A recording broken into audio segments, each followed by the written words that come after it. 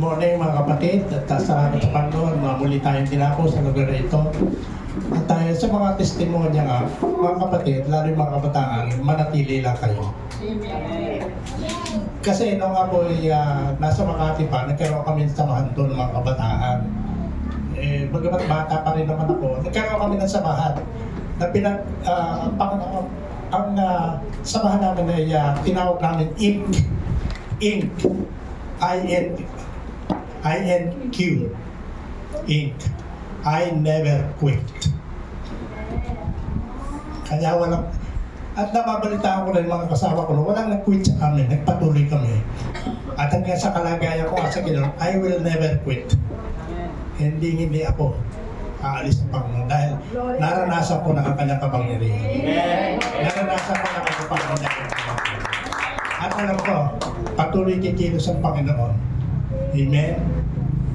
Lalo na sa mga darating pa taon, itong next year, nakikita ko, may pinapakita sa akin na Panginoon sa vision na kakaiba ang gagawin niya sa disciples of Christ. Amen. Kaya sabi ko, Lord, ito na ba ang total na bibigay mo kapahingaan sa akin? Kaya nagpapasalamat ako kahit na mayroon akong nararamdaman, hindi pa rin nagbabago ang aking pananaw. Still, ang aking kaisipan ay nandun pa rin sa kaharian ng Diyos. Amen. Kaya magpatuloy lang tayo mga kapatid, lalo na mga kabataan, huwag tayo magkukwit. Magpatuloy lang tayo at may gagawin ang Diyos sa buhay niyo. Amen. At mensahe ngayong umaga ay palagay ko konti na lang ang aking madadagdag. Dahil tinalakay na ni Sister Bing. Alam niyo, iisa ang espiritu. At si Sister Bing nung araw pa ay ka-espiritu ko na rin yan. Iisa ang pinanggalingan namin sa Word for the Word. At sa tulong naming head pastor na si Jerry Holloway at si Brother Joseph Samson, yun po ang nagtumulong sa amin. Iisa ang pinanggalingan namin. Doon siya na born again sa Word for the Word Makati. At doon din ako.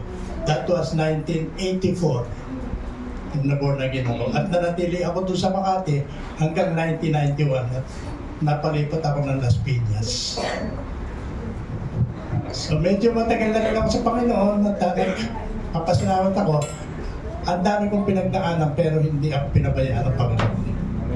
At yun ang pinagpapasalamat ko hanggang sa pagtanda ko at the age of 76. Still nakakatayo ako. At alam ko may ibibigay pang panibagong taon sa akin ng Panginoon. Amen. So yun lang po, maikling testimony. Stepping, thank you. At medyo pinaikli mo ang akin i-share mo. So mahalaga po ito. Ang ating pong pag-uusapan ngayon ay ito po yung pangalan Emmanuel. Emmanuel, God with us. Kasama natin ang Diyos. Amen. Amen. At yun ang maraming hindi nakakaintindi dyan. Hindi pa pinapangarap ang Panginoon sa Kristo, ipinikinan siya. Amen. Sabi ko sa 1:23 Matthew, magliliya isang birhen at magsisingal siya ng isang sagulang lalaki at tatawagin itong Emmanuel. Ano ang kahulugan nun? Kasama natin ang Diyos. Amen. Kasama natin ang Diyos? Amen. Sino naniniwala kasama ang Diyos? Amen. Ba't ka nangangamba? Bakit ka natatakot? Ba't ka nag-aalinlangan? Kasama mo pala ang Diyos eh. Amen. So yun na dapat manatili siya. Yun ang dapat mindset natin. Kasama natin ang Diyos. Amen. Hindi tayo iiwan at nangako siya. Sabi ng Panginoon, hindi kita iiwan, hindi kita pababayaan. Pero ano nangyayari? Ang mga tao ang nangiiwan sa Diyos. Yes. Pero ang Diyos hindi tayo iiwan. Pinangako na yan, I will not leave you, I will not forsake you. Kahit na in times of trouble mga kapatid, hindi tayo iwan ng Panginoon. At pagka hindi na natin kaya yung dumarating sa atin, God is with us, tutulungan tayo siya din ang gagawa ng parang para tayo makaahon doon sa kinapasadlakan natin problema. Inaaraw ng Panginoon ang dumating sa atin yung mga yan dahil sinusubok din tayo, pinatatatag tayo ng Panginoon. Amen. Para makita rin natin yung ating sarili kung hanggang saan ba tayo na anuman sabihin natin, still, hindi ako magkukwit. Magpapatuloy ako sa Panginoon. Ano man, no matter what, ano man ang mangyari sa Panginoon ako dahil wala na tayong ibang aasahan. Amen? Ay, ito marami hindi nakakaintindi. Hindi ba nga sinisira ng Panginoon ang pinakalanan na God is your kasama natin ng Diyos? Ibig sabihin, siya ay Diyos. Nataliwas na paniniwala ng iba na siya'y tao lang. Siya may pinanggalingan, siya'y Diyos. Kanya nga, kasama natin ang Diyos. Amen. Amen. Yun ang huwag natin kalilimutan. Lagi ang Diyos ay nasa tabi natin. Kasi bakit lagi nasa atin ang Panginoon? Dahil alam ng Diyos na wala tayong makagawa. Yun ang sinabi sa 15:5 na John, apart from me, you can do nothing. Pagka kayo hiwalay sa akin, wala kayong magagawa. Kaya manatili tayo sa presensya ng Panginoon. Manatili sa atin ang Panginoon. Amen. Huwag natin patulugin ang ating Panginoon. Kailangan lagi siya kasama natin, gising sa buhay natin. Lagi na siya ating inaalala. Pagmulat pa lang ng ating mga mata, magpasalamat na tayo at tumingi na tayo ng gabay patnubay sa Kanya sa buong maghapon. Amen? So lalo na ngayon sa nakikita natin, nasa last days na tayo mga kapatid. Ang isang katunayan, napakaraming false teacher, false prophet ngayon.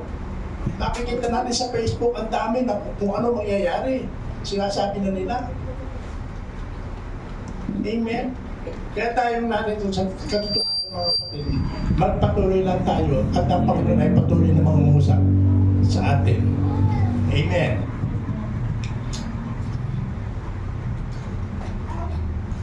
Doon po sa Luke chapter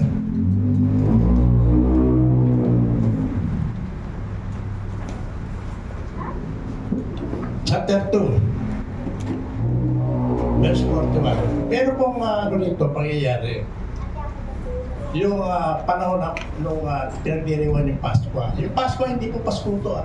Yung iba alam Pasko ito Pasko yun ang pagliligtas ng Panginoon nung nagpadala ng salot ng pagpatay sa mga panganay. Pasko, Passover. Nilagpasan niya yung mga pintuan na may bahid ng dugo. Nilagpasan ng kamatayan. Dahil noon ay ayaw palayain ang mga Israelita, kanya ang Panginoon ay nagpadala ng salot ng kamatayan para mamatay ang mga panganay.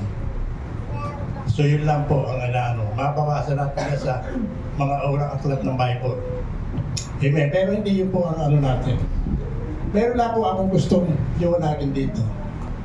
Ang sabi dito, taon-taon, tuwing pista ng Pasko, ang mga magulang ni Jesus ay pupunta sa Jerusalem. Dahil siya ay 12 taon na, dumalo sila sa pista ayon sa kanilang kaugalian. Sila ay umuwi na pagkatapos ng pista. Ang batang si Jesus ay nagpaiwan sa Jerusalem, ngunit hindi ito napansin ng kanyang mga magulang. 45. Sa pag-aakala siya ay kasama ng pangkat, patuloy sila maghapong naglakbay. Pagkatapos siya ay hinanap nila sa kanilang mga kamag-anak at mga kilala. Ngunit, hindi nila natin kung si Jesus, kahit bumalik sila sa Jerusalem upang doon maghanap. 45, sabi, wala na niya lang. Yung 45 lang pala ang pinrin. So yan po, bakit tayong patuloy tayo muna yung pagkat manalaman. Lagi na Diyos sa aming amang nasa langit sa oras ito, kami po yung patuloy na dumarapat sa iyong harapan. Hiling po namin na buksan mo aming kaisipan, nais namin makakita pa ng mga bagay-bagay na mula sa iyo. Buksan mo rin ang aming mga tayo ng Panginoon Lord God. Nais namin makarinig ng mga sariwang mensahe na nagagaling sa iyong mga salita. At hipuin mo, Panginoon, ang aming mga puso upang ito ay aming maipabuhay, Lord God. At tuloy nga, Panginoon, pagkaisahin mo kami, Panginoon, Lord God, sa lahat ng sandali, hindi lamang sa oras ka, Panginoon, sa lahat ng sandali ng ating buhay, Panginoon, Lord God. Magkaroon kami ng unity, Panginoon, upang magkaroon ng paglago ang iyong iglesia, Panginoon. Dahil, Panginoon, kung walang pagkakaisa, ay walang tagumpay, Panginoon.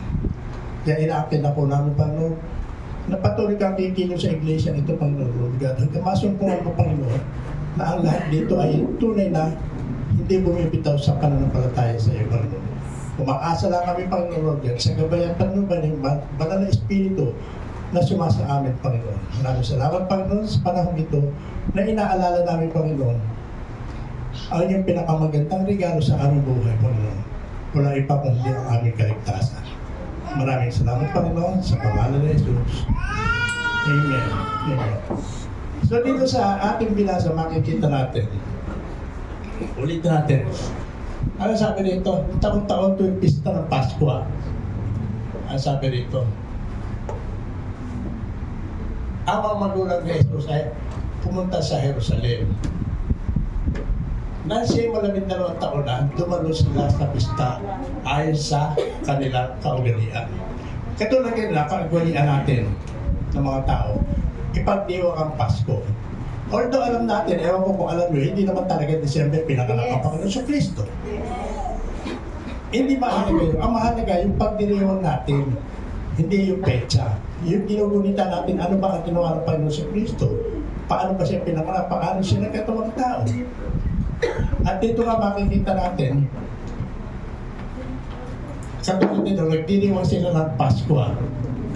Katulad na kanilang nakaugalian. Subalit, mga kapatid, ang pagdiriwang natin ng Pasko ay dapat yung sinasabi kung ano talaga ang nangyari, kung ano ang dapat natin ipagdiwang. Kasi maraming nakaugalian natin yung pagdiriwang ng Pasko. Pagdating ng bear month, September pa lang, ay nagdiriwang na karamihan ng mga Pilipino. At wala naman sa kanilang kaisipan o sa kanilang pamamaraan na hindi naman makalangit yung kanilang pamamaraan ginagawa, kundi yung mga tradisyon. Amen? Abalang-abala ang mga tao. Pagdating ng Bermat, nag-iisip na anong ihanda, anong bibilin, anong regalo. Hindi mo masama yung magregalo, lalo't kasama ko.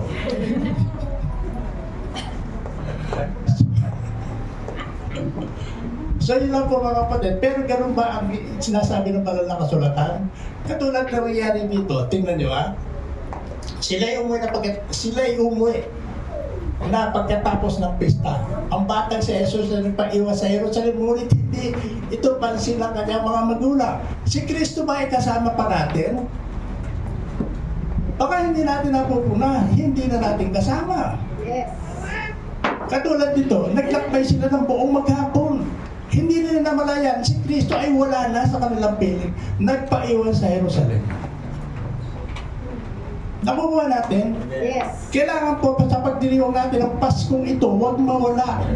Yun talagang pahulugan ng mga araw na ito na ibinigay sa atin, binigay sa atin para tayo ay mag-celebrate. Pero maraming tao, salamat na lang tayo nakakilala sa tunay na Diyos. Pero maraming ngayon, anong pagdiriwang ginagawa nila? Kilala ba nila ang Panginoon Kristo? Nasa buhay ba nila? Wala. Sino ang nasa puso nila? Sino ang sinasamba nila?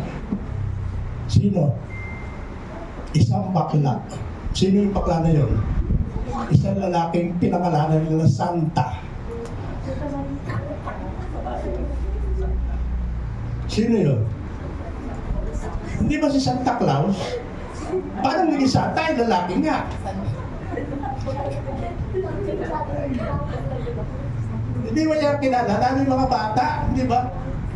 Nawala sa Panginoon ng mga magulang. Sinasamba nila ay isang bakla. Santa. Amen. Subalit tayo, alam natin ang katotohanan. Pinagdiriwa, inaalala natin ang pagkapanganak ng ating Panginoon sa Kristo. Amen. Kaya hinanap nila ang Panginoon. Bigo maghapon silang naglayag. Hindi nila namalaya, hindi na nila kasama ang Panginoon, nagpaiwan. Yan po ang kailangan natin. Huwag natin iwan ang Panginoon. Dahil hindi tayo iniiwan ng Panginoon. Ang tao ang nag-iiwan sa Panginoon. Amen. Tingnan nyo, habang sila ay nandoon sa loob, ano sabi nito? Pagka Inaakalan siya ay kasama sapagkat patuloy siya sa maghapong paglalakbay. Pagkatapos siya ay hinahanap nila sa kanilang mga kamag-anak at mga kilala. So dito makikita natin, hindi nila namalaya. Paglabas nila na iglesia o church doon sa Jerusalem, hindi nila alam, hindi na nila kasama ang Panginoon. Tiyakin natin mamaya paglabas natin dito, kasama pa natin ang Panginoon. Amen. Huwag natin iwan dito. Yun ang kadalasan nangyayari. Bakit? Kasi ang mga tao ay abala na sa gagawin sa sanlibutan. Paglabas dito kung saan na pupunta, iba na ang kaisipan. Tanda natin, huwag natin kalimutan ng Panginoon dahil hindi tayo kinakalimutan ng Panginoon. Manatili sa puso natin ang ating Panginoon. Yung nga mindset natin, huwag mawawala, hindi sa sanlibutan mga kapatid. Huwag natin iwan ang presensya ng Panginoon dito sa lugar na ito.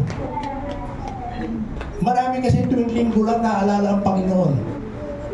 Pag sumimba sila. At paglabas, wala na ang Panginoon, naiwan na. At yan ang huwag natin gagawin sa ating buhay. Sapagkat wala tayong magagawa pag tayo hiwalay sa Kanya. Ano ang katibayan na wala na sa atin ang Panginoon? Huwag kayo na nangangamba. Ikay natatakot. Pag nasa iyo, Panginoon, ano mangyayari? Hindi ka pababayaan. Dumaan ka man sa ilog, hindi ka malulunod. Dumaan ka man sa apoy, hindi ka masusunog. Bakit? Kasama natin ang Diyos. Pero pagka hindi mo kasama ang Diyos, lulunurin ka sa problema mo. Sa ilog ng problema, lulunurin ka niyan. Sa apoy, yung mga problema at suliranin mo, hindi matitigil niya hanggang matubo ka, kapatid. Pero kung kasama natin ang Diyos, kaya natin lahat yan. Sa tulong ng banal na Espiritu na sumasa atin. Amen. Hallelujah. Kaya may mga bagay tayo dapat malaman na dapat natin gawin. Amen? So, bilang mga Pilipino, bilang mga Kristiyano, anak ng Diyos, minahal ng Diyos, ano ang dapat maging buhay natin? Amen?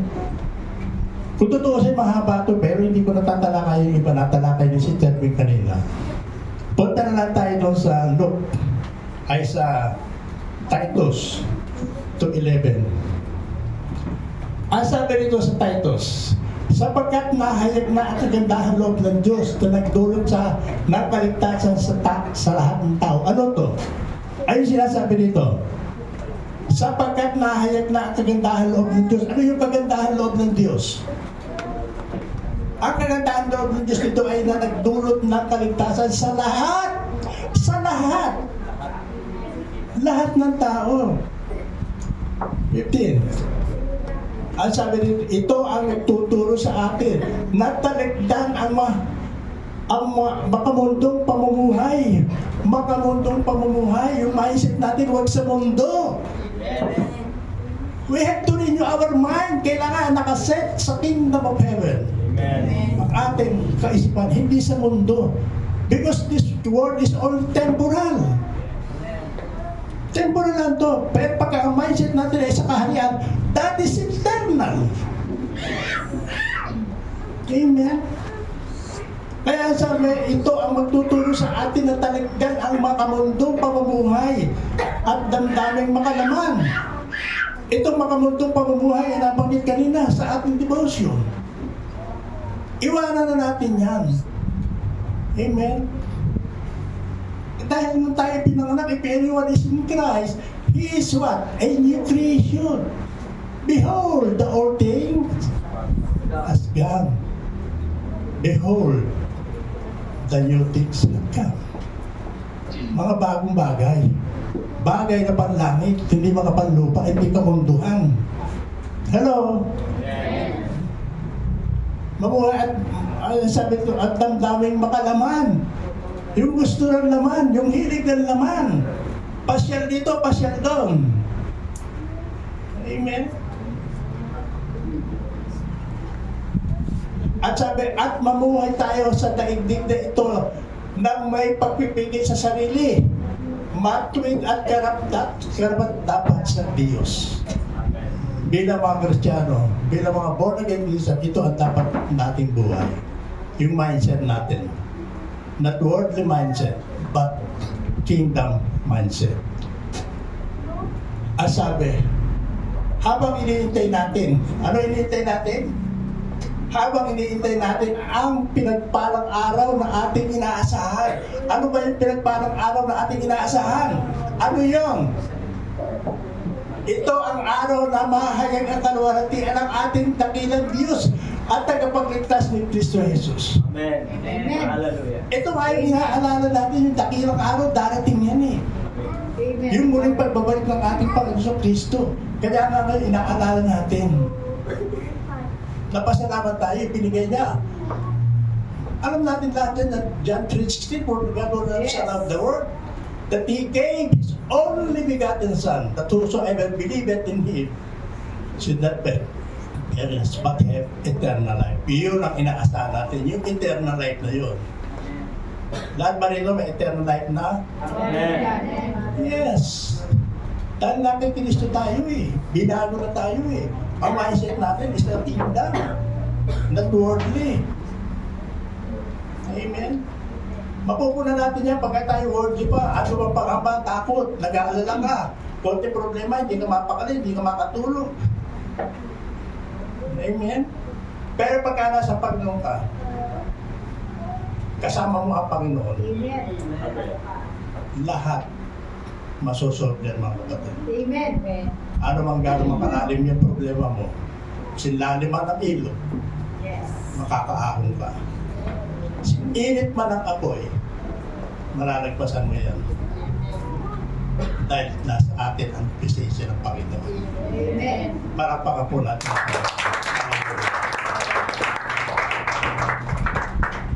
Ang sabi doon, nahandog ng kanyang sarili upang palayanin tayong lahat sa kasamaan. So ito yung pinagdiriwang natin na ang Panginoon binigay yung kanyang sarili, na naghandog ng kanyang sarili upang palayanin tayo sa lahat ng kasamaan at linisin tayo upang maging kanyang sariling bayan. Bayan tayo ng Diyos. Amen. Sariling bayan na masigasig sa paggawa ng mabuti. Masigasig sa paggawa ng mabuti. Wimens, ano ginagawa nyo? Amen. Masigasig sa paggawa ng mabuti.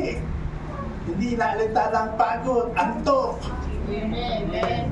Nagkakaisa. Amen. Ano pa kanya natin ang Wimens?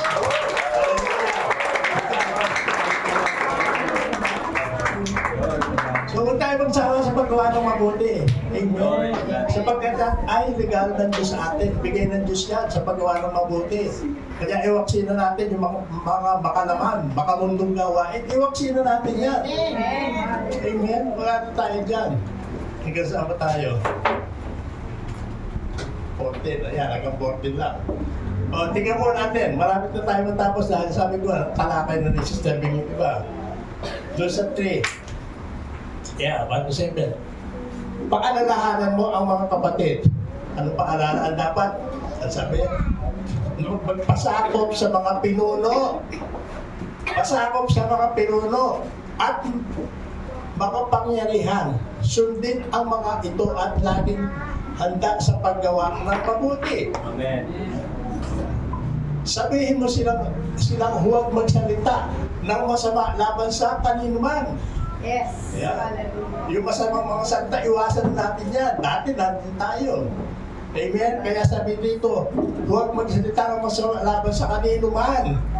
Umiwas sa pakipag-away at maging mahinahon at magalang sa lahat. Sa lahat. Walang pipiliin. Amen. Noong una, eto kalagayan natin eh. Galing tayo dyan eh. Di ba? Sabi, noong una, tayo rin mismo ay mga hangal. Sino hindi hangal dito noon? Amen. Pag hindi ka umamig, kasalanan yan. Praise the Lord. Kaya nga dito, nung una tayo rin ay mismo ay mga hangal. Nung una yun. Yun. Yun. Sa lumang pagkatao yun, bago na nga eh. Yes, amen. Bible. Hindi masunurin. Hello? Kaya, naliligaw at naging alipin ng mga makamundong damdamin. Makamundo.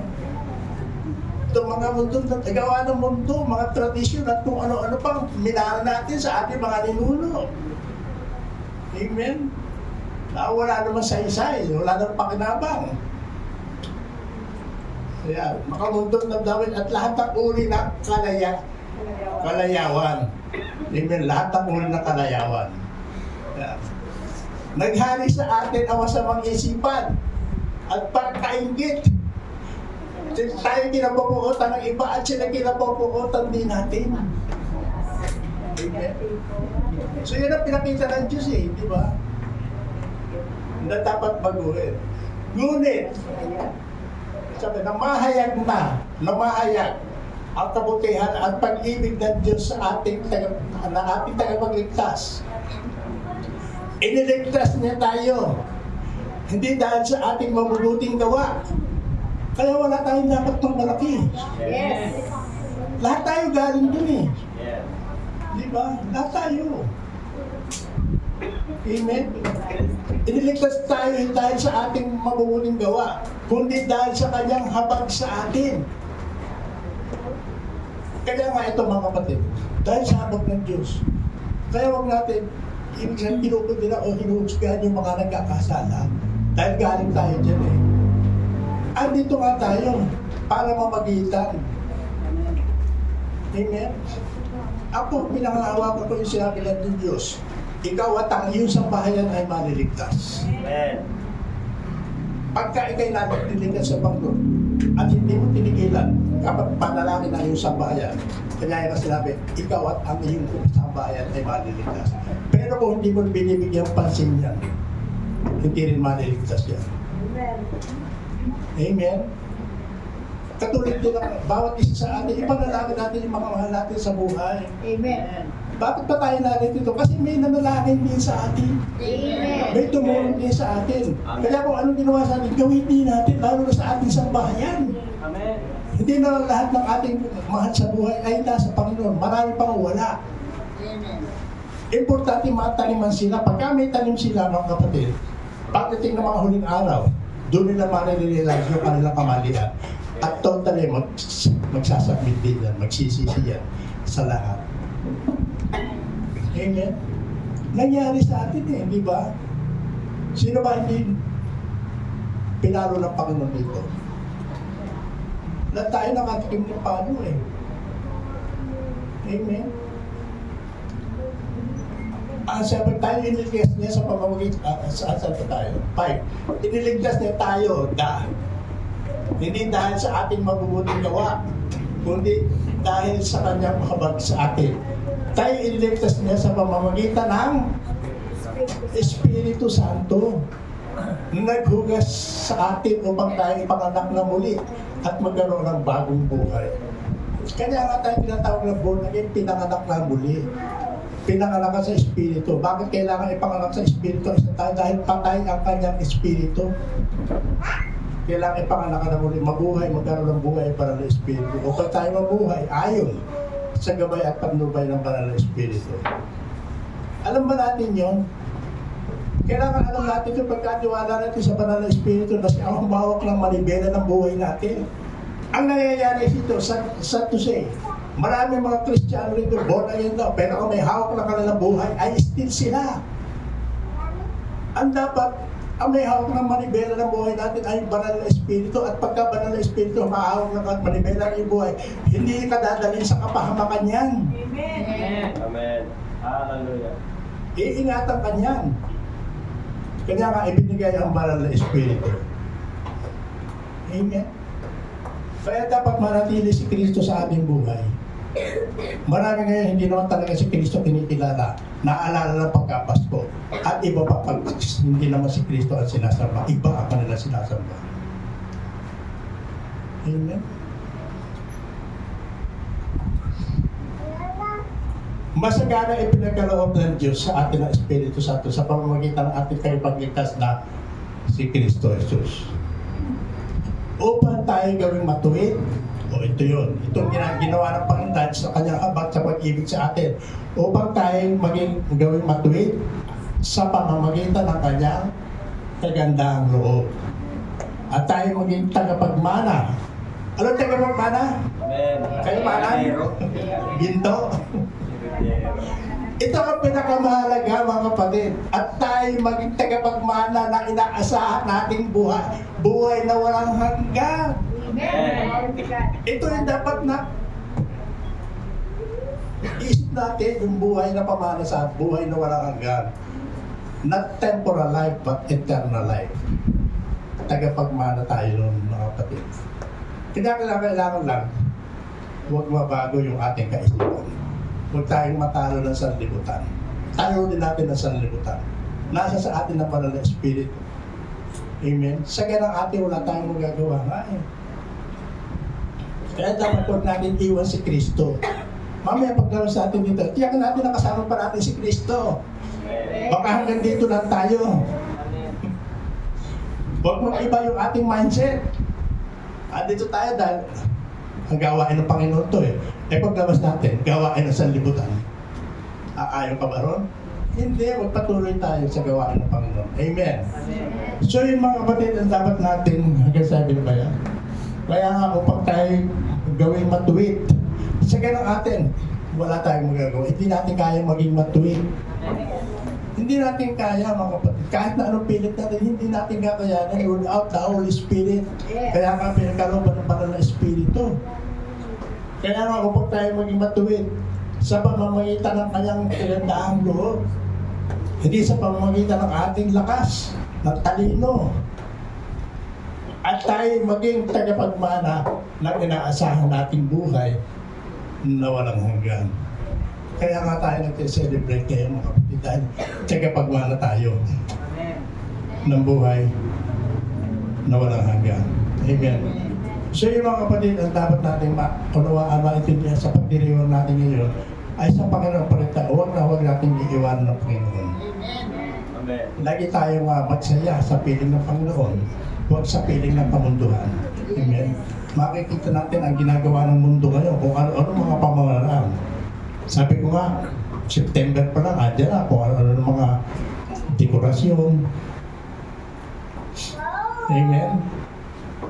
Huwag na tayo kumain sa takbo ng sanlibutan. Yung mga gagastusin natin sa mga bagay na wala namang pakinabang, wala namang kabuluhan sa atin. Bigyan na lang natin sa ating mga anak. Ilaan natin sa ating pamilya. Amen.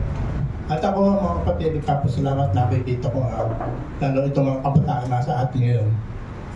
Alagaan natin mga bata ito kung paano tayo naglagaan. Amen. Pasalamat ako dahil nagpapatuloy tayo at alam kong magpapatuloy ito. Dahil kung tutuusin, ayoko na nga sanang tumayo. Pero by the grace of God, makakatayo pa rin ako.